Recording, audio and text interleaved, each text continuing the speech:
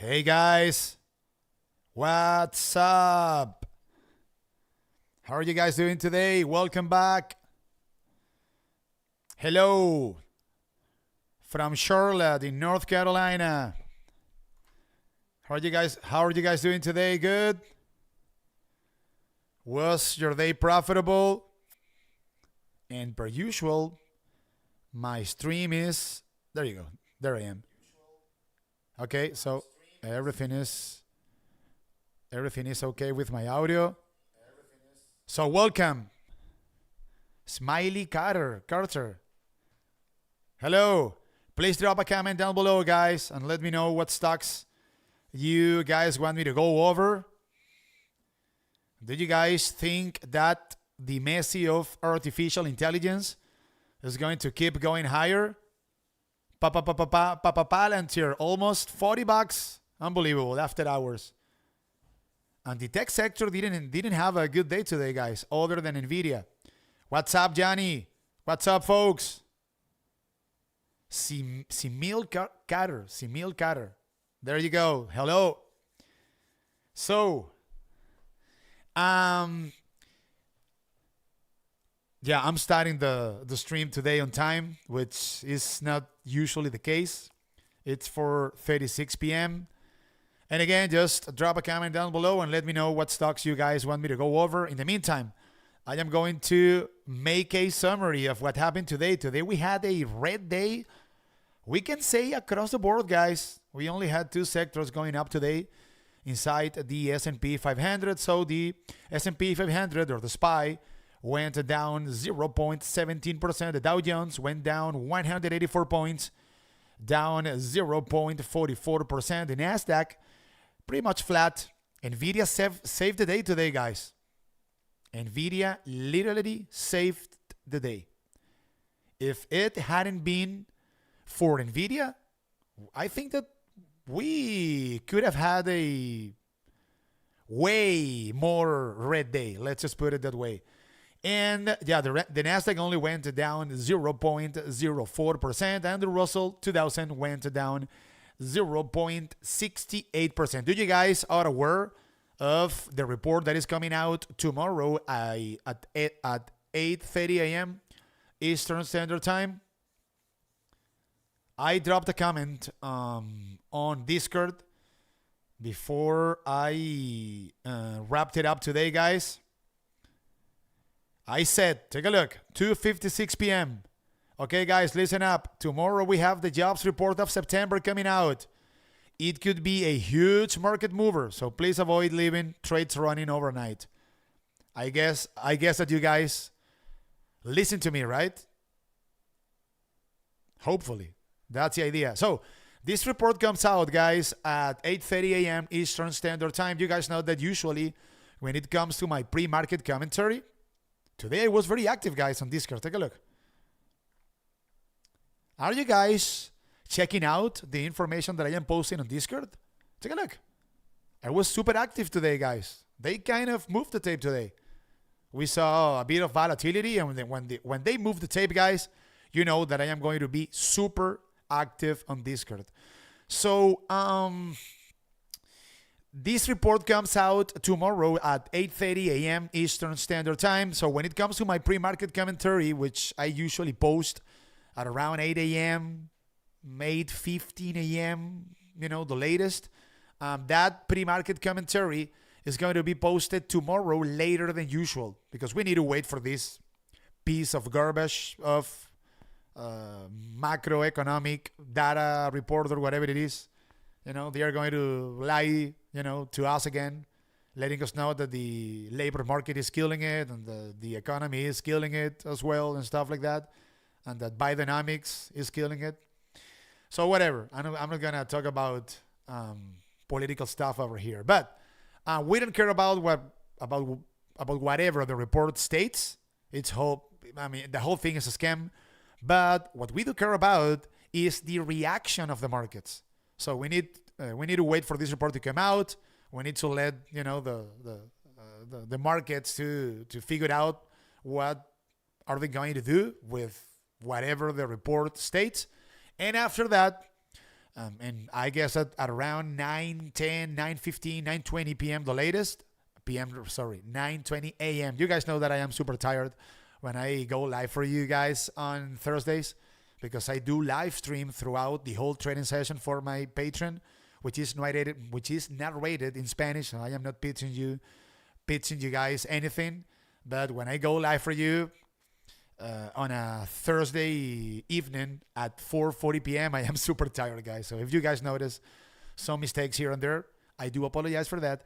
But I should be posting my pre-market commentary, or I should be posting the levels of interest for tomorrow's trading session at around 9:15, 9:20 a.m. So you guys need to keep that in mind. Okay, so what else happened today? Take a look at the performance of the 11 sectors that trade inside the S&P 500. Matias Piccini. Where in Spain are you from, Romano? No, I'm not Spanish. No, I'm Venezuelan. Yeah. How do I join the Spanish? You don't need to, bro. You have everything that you need here on our server. Yeah. I'll go over Palantir. No worries. Okay, take a look at these guys. I told you. Let me see the time. What time it was? Let me see. I said today, I don't remember the time. I posted a comment about Nvidia, which had a very positive day today. Take a look, guys. Okay, I said at 9:52 a.m. Take a look. I posted this information at 9:52 a.m. Nvidia is on fire, guys. It's preventing the SPY from going way lower. Take a look at what happened today, guys, when it comes to the 11 sectors that trade inside the S&P 500. So the best performing sector today was energy. Why do you guys think that energy was the best performing sector today? What was the reason for that? What do you guys think? Well, I take here a sip of coffee. What was the reason for this? There was a reason, guys. So we have we have this drama about Israel about to attack Iran, and supposedly they will be attacking like oil facilities in Iran and stuff like that. So obviously the war that we have in the Middle East, it isn't yet a regular war, but we have a lot of tensions in the Middle East and stuff like that. So obviously the energy sector went on a tear. Good. But take a look at the second best performing sector today, technology, up 0.41%. But if you take a deeper look into the tech sector, you're going to find out that most of the important stocks inside the tech sector went down today. Tesla went down. Amazon went down. Google McDougal went down. Apple went down. So what happened in the case of XLK, the ETF of the tech sector? Nvidia had a positive day. So the fact that Nvidia was able to pull off a green day today was the main reason why the SPY didn't go way lower. But what is going to happen tomorrow if maybe Nvidia joins the other group of important market cap tech stocks and goes down as well? Then the SPY has an appointment, more likely than not, with lower prices. I am not saying that is going to be the case, but the day that we had today wasn't positive. Okay, so only 2 sectors closed in the green, or only 2 sectors out of 11 sectors closed in positive territory. As you guys can see over here, the other sectors that trade inside the S&P 500 went down, including very important sectors inside the SPY or inside the S&P 500, such as the financial sector, which went down 0.53%. Take a look at healthcare, another very important sector inside the S&P, down 0.89%. So it wasn't a good day by any stretch of the imagination. And aside from that, I was going to tell you guys something, but suddenly I don't remember. But this was important. I'm tired today, definitely. I was going to show you something. Let me think about this. So I have these. Okay, yeah. Take a look at the SPY. Let's go over the SPY right away, guys. So if you guys have been here before, if you guys have watched any of my videos before, or if you guys have watched any of my streams before, you guys know that I use as some sort of gauge, okay? When it comes to minor time frames, in that case, I use a lot the 5-day moving average, the 5DMA. This is a very important moving average, very important in minor time frames. So take a look at what happened today, guys. Let me pull up here a 1 day, 1 minute chart. Take a look. The SPY tried to get close to the 5-day moving average at $570, and the SPY was not even able to make a test of this very important moving average in order to determine who is in control of a technical chart, as I just stated, in minor time frames. So as of now, if I pull up here a 4-hour chart, we have an uptrend. Take a look. The SPY is in major time frames in an uptrend. Okay, take a look. An upward slope in 200, 100, 50, and 20-day moving average. So that's good. But in minor time frames, sellers are starting to gain ground here, guys. So say that the reaction of the markets to the jobs report tomorrow happens to be positive. The main task that the bulls need to accomplish tomorrow, if they want to, go higher and maybe, make a brand new all-time highs, is recapturing the 5-day moving average here.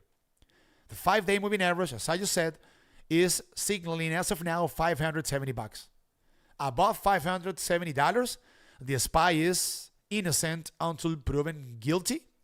And as of now, the SPY is a bit guilty because we closed the trading session below the 5-day moving average. We have an important level right below the closing price of today's trading session, which happens to coincide with the 20-day moving average. I am talking about $563. I am going to draw a line over here. Let me see. There it is. Okay, take a look. So this pink line represents the 20-day moving average. It is an important moving average, and take a look at how this 20-day moving average happens to be upward sloping. That implies that it is pushing price upwards, okay? And on top of that, it coincides with a previous level of resistance at which the SPY failed on multiple occasions during August and September. Take a look on 1, 2, 3, 4, 5, and 6 occasions. As I just said, during late August and also in early September. So this would be the most important immediate, let's just say, or let's just put it that way, potential level of support for the SPY if the 5-day moving average isn't recaptured. Tomorrow, as soon as the report comes out or as soon as the trading session opens. However, let's say, guys, that, something unexpected happens. The jobs report of tomorrow happens to come out super weak. And the markets freak out because we have a recession coming and the economy is falling apart, bro. Buy puts, bro. Okay. Or whatever. We also have the strike that is going on as of now, on the ports of the West Coast.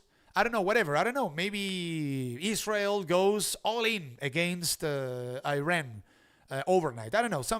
Something unexpected happens and the markets freak out. What happens, guys? And put this down on a sticky note, the information that I am about to tell you. Say that tomorrow, maybe tomorrow or on Monday, in the next few days, in the next 3 trading sessions, we have a panic event. Run to the hills. A run to the hills type of situation. And if this 20-day moving average happens to be broken to the downside, again at around $563, the next 2 important levels from which I think that the SPY has a first shot at bouncing back up in a significant way are the next two levels that I am about to tell you guys. The first one, $555. Let me zoom out here. Put this down on a sticky note, and obviously, guys, if we happen to have a panic event, I am going to be super active on Discord, calling out balls and strikes, obviously, right? Okay, but if we happen to see, and I am not saying that this is going to be the case, I am not calling out for this potential scenario. I'm just saying, if this were to happen, if we happen to see $555 in the upcoming 3 trading sessions, take a look. $555 is a previous level of resistance from which the SPY was brutally rejected back in early August. Big level of resistance. This level is important for the markets. And if $555 is broken to the downside, the next important level from which I think we could be seeing some sort of significant bounce to the upside would be $550.50. This is a previous level of resistance back from late June and also back from mid-June. So in case of a, as I just said, guys, in case of a run to the hills type of situation, the world is about to end. Sell everything. Sell. The world is going to end. $555, an important spot for a significant bounce back up type of situation, or, in my opinion, $550. Did you guys put these two levels on a sticky note? There you go. Kev says, I think Sunday could have a big impact on this war. Yeah, I mean, Israel is going to attack Iran at any moment, guys. They are attacking Iran. What the markets are kind of, weighing as of now is the dimension, the scale of the attack. So if Israel happens to attack, like oil facilities, I mean, the reaction of the markets could be negative, guys, because that implies that, oil prices are going to explode to the upside, and that would be negative for inflation and stuff like that. But we are not going to talk about that subject in this video, right?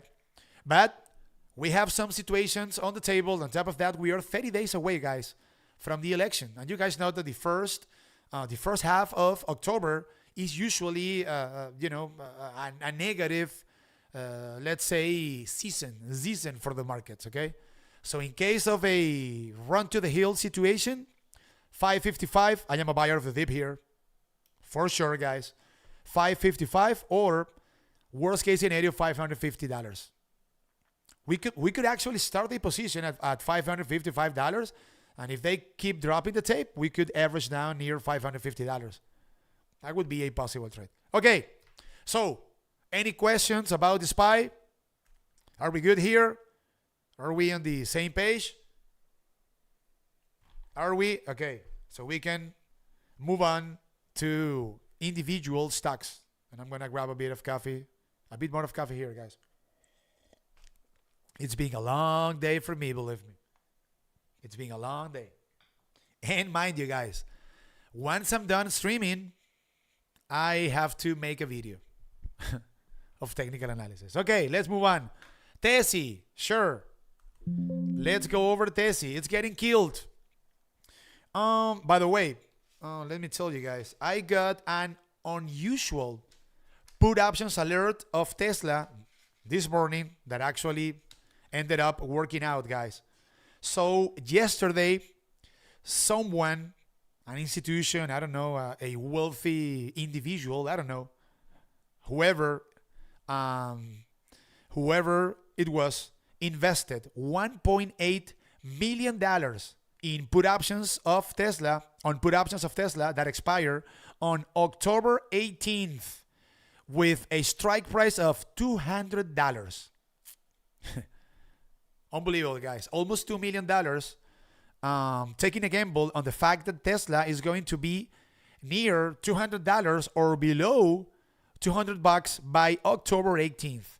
So what is taking place in the case of Tesla next Thursday? There's an event, guys, taking place, next Thursday. I think that at 5 p.m. Eastern Standard Time. What is it? Do you guys know? Come on, you guys should. You guys are super. I mean, you guys are actively trading Tesla. You should know about the upcoming. You should know about the important upcoming events of this company. No idea? Yeah, Elon is gonna be presenting the robo fiasco. Yeah, robo taxi, Steve says. The robo fiasco. Guys, I think that this Tesla's robo taxi is super far away. I don't think that Elon is going to be able to present anything next week that could be happening, that could be making any revenue for Tesla anytime soon. I don't think that is going to be the case. I don't think so. And by the way, and this is something that has nothing to do with the technical chart. This is going to be a brand new business model that Tesla is going to be rolling out. So everyone is super happy about the robotaxi, right? Oh yeah, the robotaxi is coming up and Tesla's going to make billions and billions and billions of dollars. And do you guys know what is the reality behind the robotaxi? That Waymo is losing money. Waymo has been doing this for a couple of years or 3 years. They are losing money. But obviously, behind Waymo, we have Google. So no problems, right? That doesn't affect the financials of Google. And Uber, which has a similar business model relative to a robotaxi network, Uber lost money or couldn't make a profit for years. So who in its right mind, guys, believes that Tesla is going to be rolling out a robotaxi and all of a sudden they are going to start making a profit out of it? The robotaxi is going to affect negatively the net income of Tesla, more likely than not. The markets aren't stupid, guys.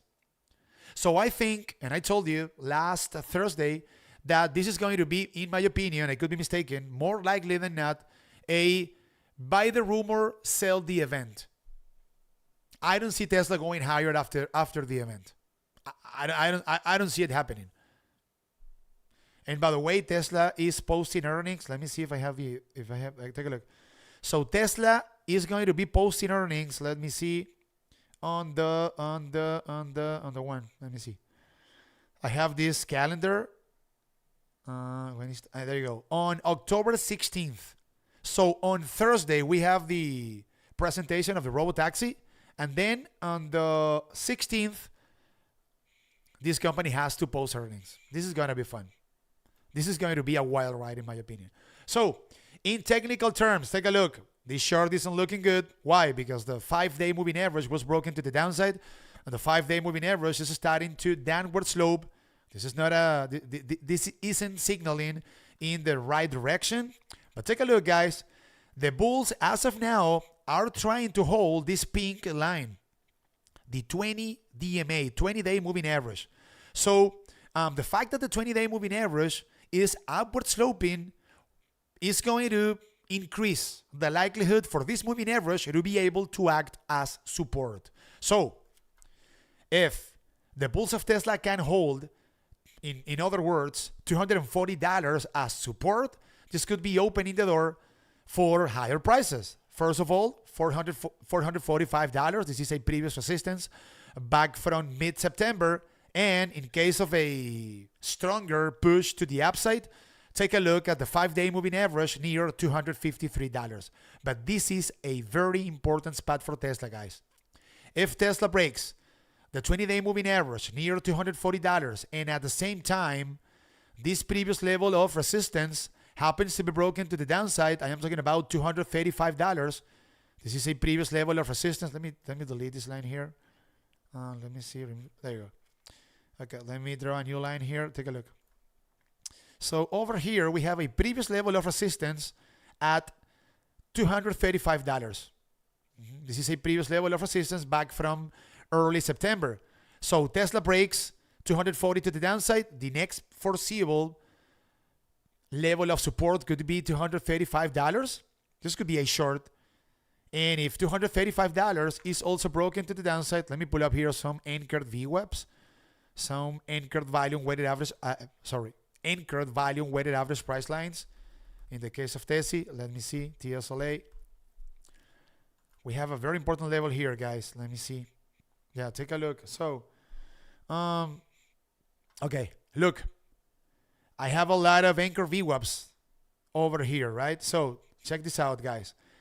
An AVWAP, an anchored volume weighted average price line that comes from this year's high for Tesla, because Tesla hit $260 back in July of this year, early July.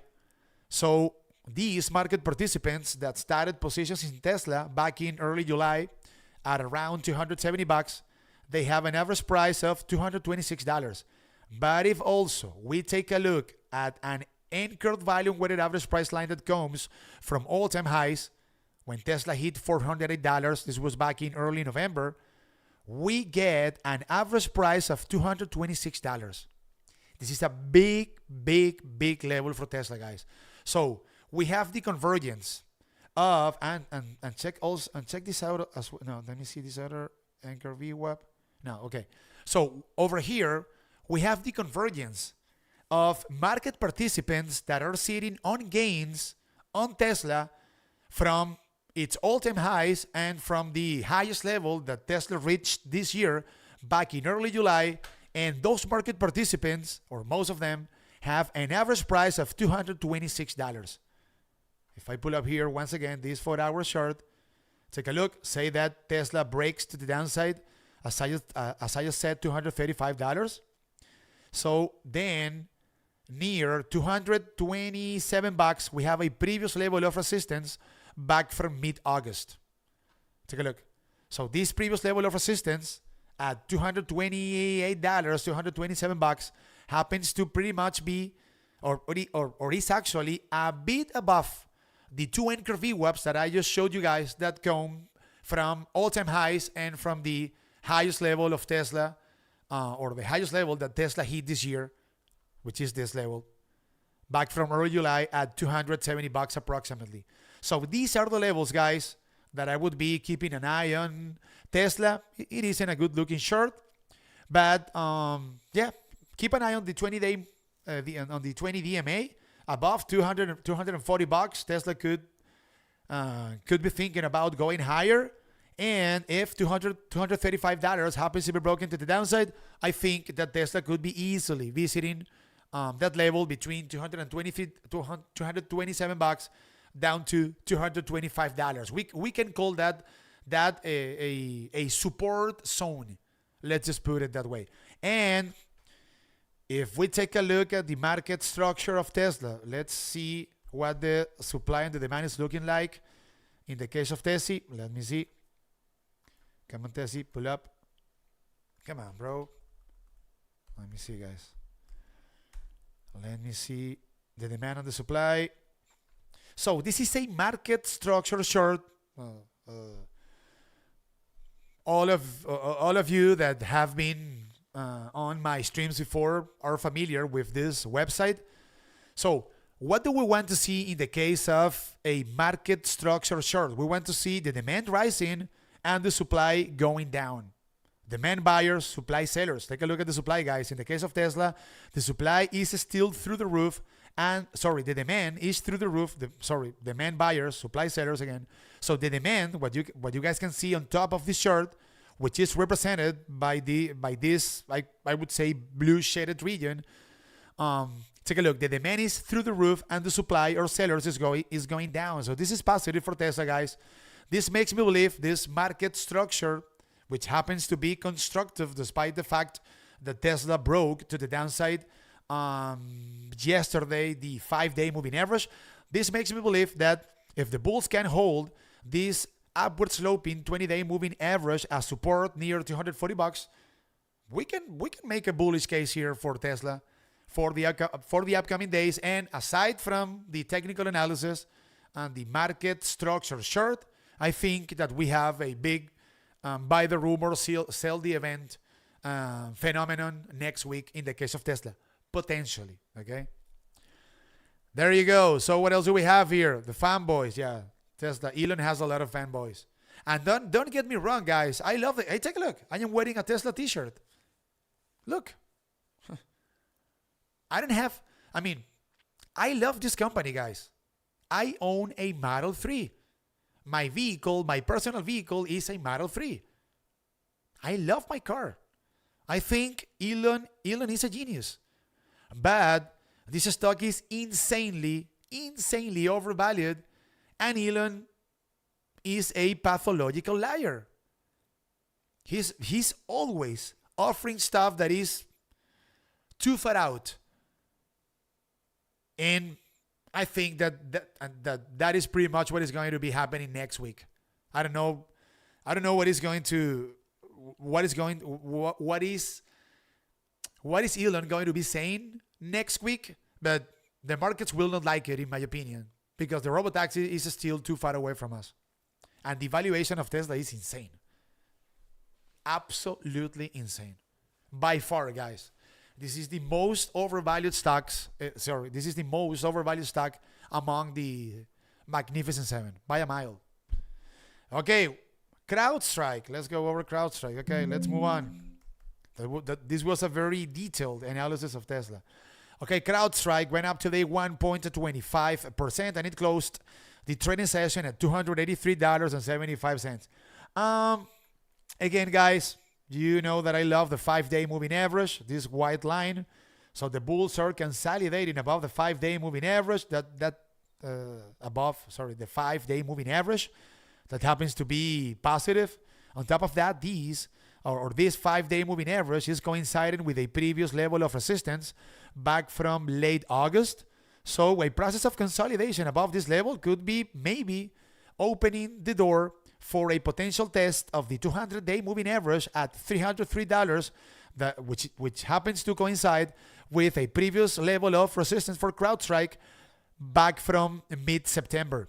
If we were able to take this trade the way that I am describing it over here, say that we start a position on CrowdStrike, and by the way, guys, in full disclosure, I own CRWD calls as of now. I have November calls, if I remember correctly. So a process of consolidation above 285. Say that we start a position, or any of you guys start a position slightly above the 5-day moving average, so slightly above $285. From $285 up to the 200-day moving average near $303, this could represent a 6% profit trade. Phenomenal trade, guys. So above the 5-day, I'm constructive. This could be opening the door for on higher prices. And below 281, this is a no touch, guys. And why? Well, because the 5-day moving average is downward sloping.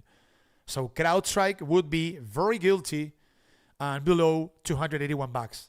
And on top of that, this stock is trading below the 100 and the 200-day moving average. Let me pull up here some anchored volume weighted average price lines. In the case of CrowdStrike, let's see what we see here. Let me see, CRWD. Well, let's take another sip of Sprite. CrowdStrike, let's see. Excuse me, guys. I should be having a beer, but no, I still need to make another video, so whatever. Later on today, I'll do it. Okay, so if we take a look at some anchor VWAPs here, what do we have? C269 and yeah, so over here you guys can visualize two AVWAPs. The longest one, the one that I am pointing out with my mouse, happens to be an anchor VWAP that comes from the first trading session of the year. So this is a year-to-date anchored volume weighted average price line. Over here, we have buyers trapped at $300. So the average market participant that started a position on CrowdStrike from the first trading session of this year has an average price of $300. And guess what, guys? Take a look at the level at which CrowdStrike failed at back in September 23rd, right at $300. The previous level of resistance that I just pointed out. So the second CrowdStrike pulled up and hit this level. Most of the market participants that had losing positions on CrowdStrike since the first trading session of the year, what did they do? They closed their positions breaking even. So this level, $300, became a very tough level of what? Of overhead supply, of overhead resistance, from which CrowdStrike pulled back to the penny. Big level of resistance for CrowdStrike, guys. $303, okay? And in case of some sort of pullback, say that the bulls cannot hold the 5-day moving average as support, and I don't know, we see more downside here, which is possible. Take a look at this AVWAP, guys. This anchored volume weighted average price line that comes from the all-time highs of CrowdStrike.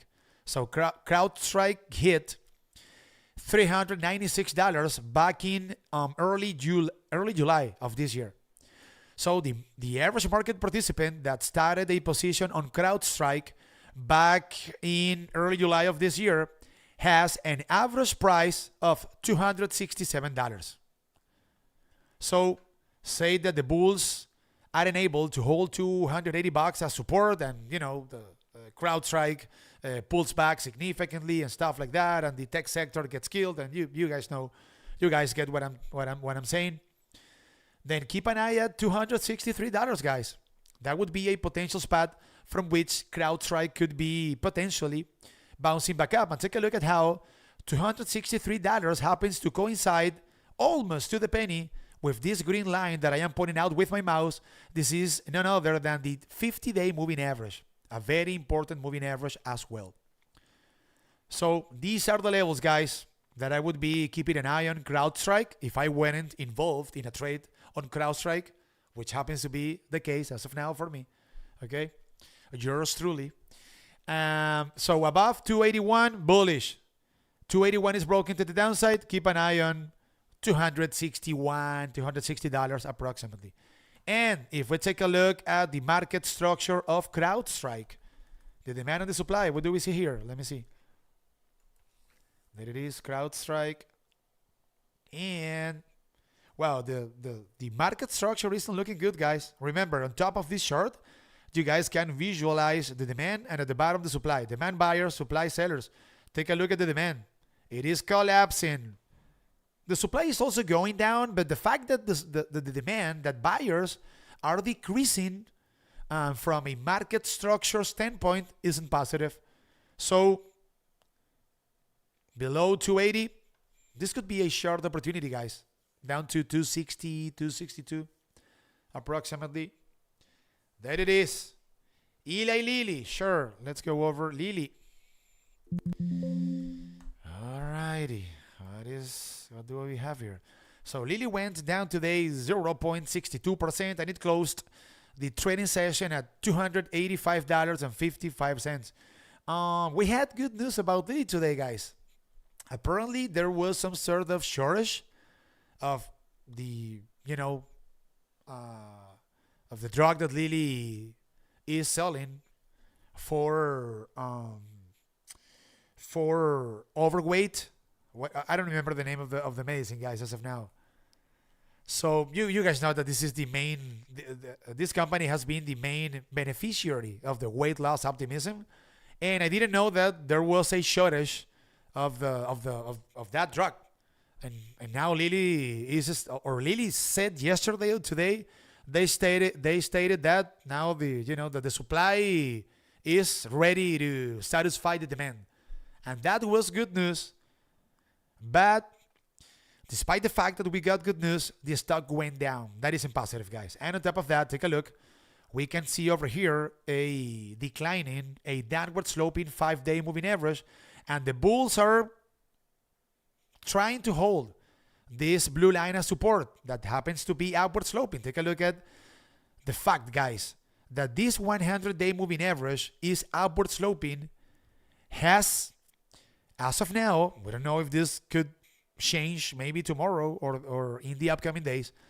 The fact that this 100-day moving average is upward sloping has increased the likelihood for this moving average to be able to act as support. Take a look. It acted as support on 1, 2, 3, 4, and 5 occasions. Why? Because take a look at the slope, guys. The slope of the moving averages is very, but very important. So, I mean, this is an easy one, guys. We have a downward sloping 20 and 5-day moving average, so we can tell pretty much for sure that sellers are starting to gain control of Lilly in minor time frames. So this 100-day moving average is broken to the downside on candle closes, and this stock is a short, guys. $280. Below $280, I'm bearish on Lilly, and maybe, or we can make a case that if the bulls can recapture the 5-day moving average at $885, and if they happen to be able to consolidate above that level, maybe they could be gathering momentum in order to make another push higher to potentially being able to fill the next important gap up to the 50-day moving average at $895. Take a look, guys. This green line, the 50-day moving average, happens to coincide with a previous level of support that acted as such on 4 occasions back in early September. So what about this trade, guys? From, say that we open a position on Lilly, confirming support slightly above the 5-day moving average, so slightly above $885. So from $885 up to $895, this could represent a 1% profit trade. It doesn't seem much, but with Lilly options, this is a beautiful trade. We're talking about how many points? 6 points to the upside, right? Yeah, almost 5 or 6 points. But on the flip side, the bears take out or break to the downside $878, and this could be a short opportunity in the case of Lilly. Let me pull up an anchor VWAP. Let me see what AVWAPs do I have here in the case of Lilly, guys. Eli Lilly and Company. Take a look. Let me see. Let me pull up an anchor VWAP, a year-to-date anchor VWAP, guys. So let's see where the buyers that started positions on Lilly from the first trading session of the year are located at. Take a look. $800. So I mean, we have levels of potential demand or support for Lilly below the 100-day moving average, but in minor time frames, this short is starting to look bearish. And this other AVWAP comes from all-time highs. We have buyers trapped over here at $918. This could be a potential spot, a potential level of overhead supply or overhead resistance in the case that Lilly, I don't know, explodes to the upside because of whatever. You never know. And in the case of the market structure of Lilly, what do we see here? Let's see. Let me pull up the market structure of Eli Lilly. And the demand is starting to go down, guys. The supply is also going down, but you never, ever, guys, want to see the demand of any given stock going down. That implies that buyers are starting to run away from a stock in minor time frames. And you guys know, guys, that any uptrend could be reversed or starts to be reversed from where? From minor time frames. So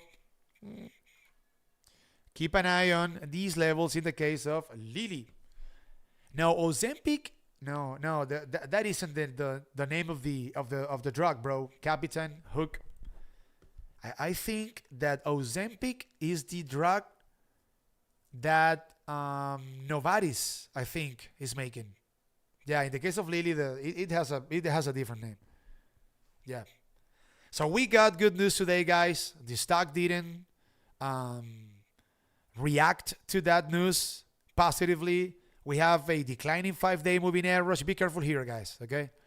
Yeah. And yeah, we had, I don't know, shortages of the drug that they are making in order to lose weight. So it was very good news, and I don't know. Be careful here, yeah. So, what other request do I see here? Amazing Amazon. Sure. Let's go over Amazing Amazon. It's getting killed, guys. Yeah, take a look, guys. I found out today that Amazon has been going down for, let me see, 1, 2, 3, 4, 5, 6 trading sessions in a row, guys. Why do you think this is happening? 6 trading sessions in a row going down. In my opinion, guys, it is pretty much based on the port strike that we are seeing as of now on the West Coast. This could be this company could be very affected, guys. Most of the stuff that Amazon sells comes from China and from overseas. So, yeah.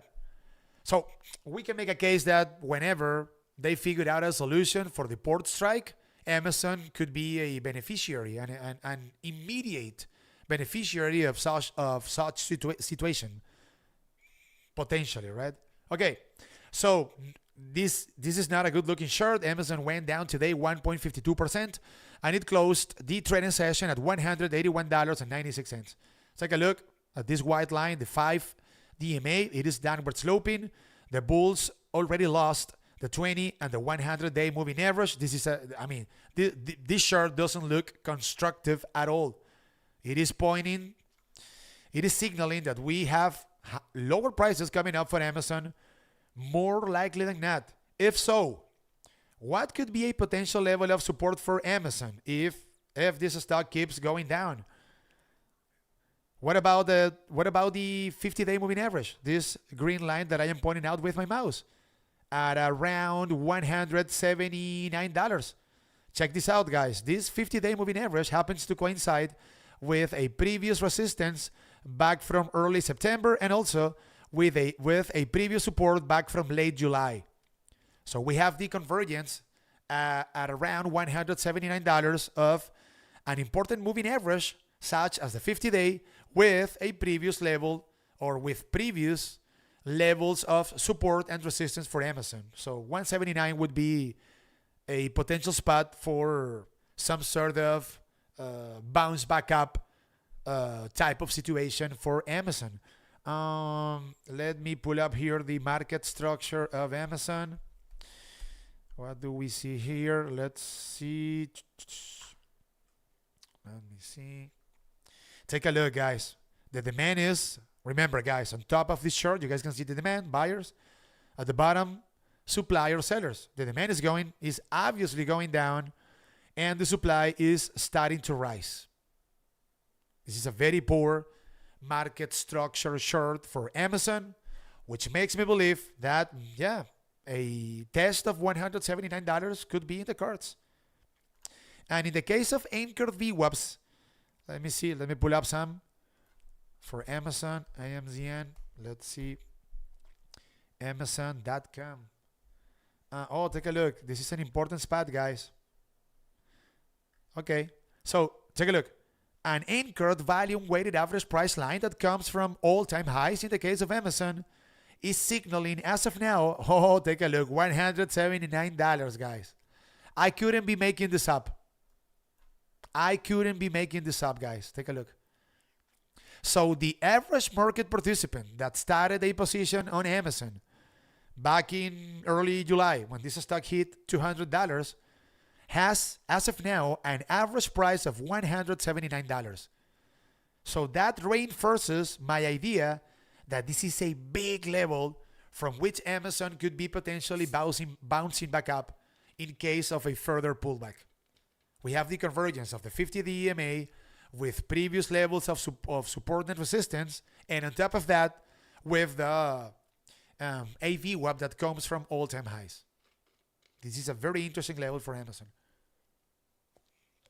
Okay. And on the flip side, guys, if Amazon recaptures the 5-day moving average, I don't know, maybe the bulls love tomorrow's jobs report and everything goes up, and this is a buy situation. If the bulls recapture the 5-day moving average above 185, that's okay, good. So call options could be on the table. AVGO. Let's go over Broadcom. Did you guys see EVGO today? Because Joan is asking is asking about Broadcom. But did you guys see this insanity, guys? EVGO. Take a look at this. I day traded this stock today, guys. I got an unusual call options alert pre-market. Take a look at this. Unbelievable. This stock went up today 61% on one single trading session. Unbelievable. But let's go over AVGO, Broadcom. Okay, so Broadcom went up today 0.72% and it closed the trading session at $171.89. The short looks good, guys. The bulls were able, despite the fact that the 5-day moving average or the 5 DMA is kind of downward sloping, the bulls were able to recapture this 5 DMA into the closing bell today. So if I zoom out here, take a look at this level, guys. We're talking about $175. So 175 bucks. Let me zoom in here. Hold on. Let me see. Yeah. So $175 happens to be a previous support back from September 26th. And the bulls actually failed at this level today, guys. I mean, we can actually round it up, say $175. So say that Broadcom recaptures $175.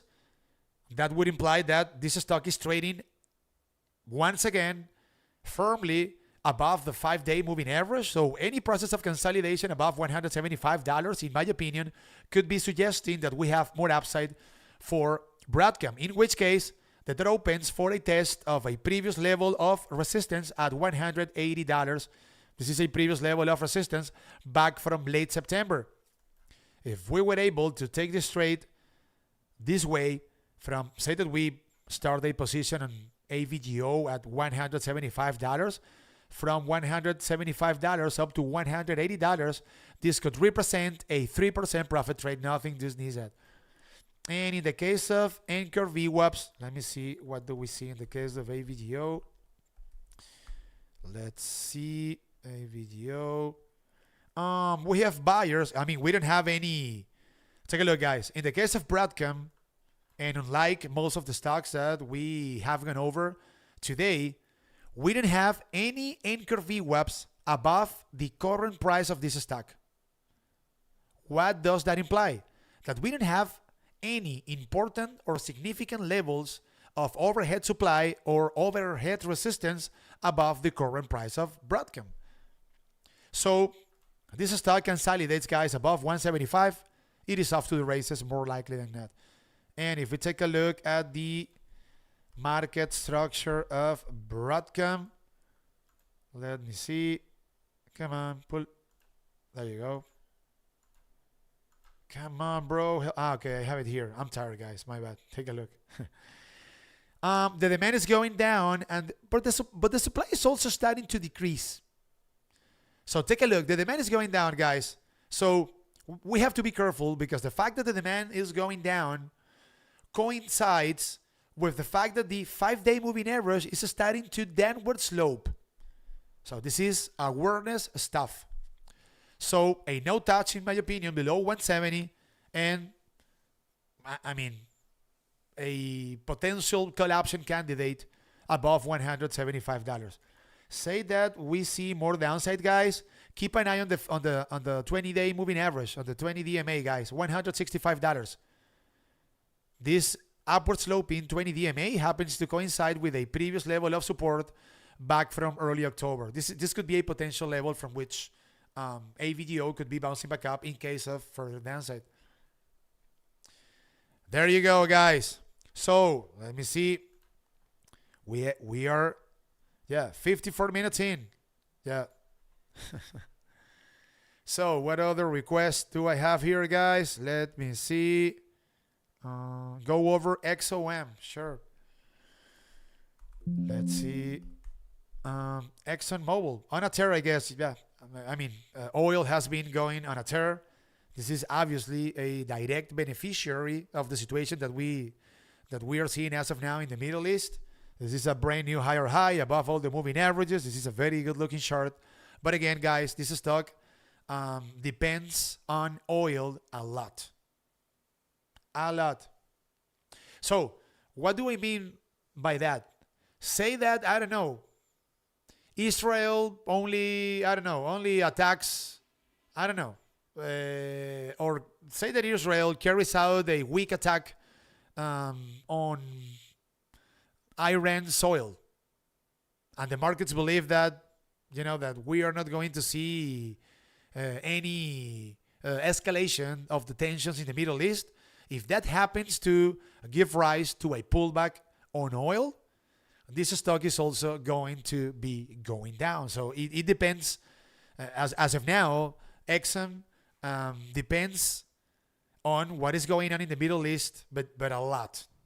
So that is something that you need to take into account. Other than that, this is a very good looking chart above all the moving averages. This stock is making today or made today a brand new higher high. Nothing to complain about it. Would I chase it here? Probably not. I would wait for some sort of pullback down to this previous level of resistance at $120. So Exxon Mobil failed on multiple occasions right at $120 back in July and also in August. So this is a very well-defined previous level of resistance that could be potentially acting as a new support and therefore maybe, giving rise to a bounce for Exxon Mobil at $120. But say that, I don't know, something super negative happens in the Middle East and oil explodes to the upside. How higher can Exxon Mobil goes? I don't know, guys. I mean, the all-time high is at $125. Exxon bursts above $125 and it is going to be entering into no man's land. How high can it go? 130, 135, we don't know. It all depends on how high or how higher at the same time oil can go. This stock depends on oil like too much for my taste. Let's just put it that way, okay? Let me see. I'm not gonna take a look at any anchor VWAPs because this stock is pretty much trading at all-time highs. So we don't have any buyers trapped above the current price of Exxon. But let me take a look at the market structure. Why not? Let me see. In the case of XOM, take a look, guys. The market structure isn't looking good. The demand is starting to go down, as well as the supply.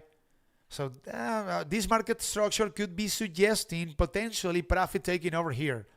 Take a look, guys. This stock went or has gone up in a matter of, I don't know, like 7 trading sessions, 11%. This is an unusual push to the upside for Exxon. So we have a lot of gains accumulated here.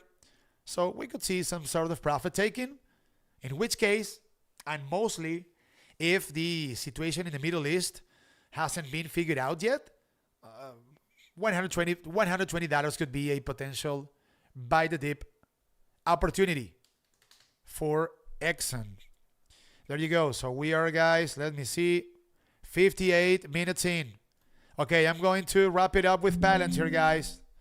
Let me take a look at Palantir on an absolute turn today. Goes up 4.67% and it closed the trading session at $39.24.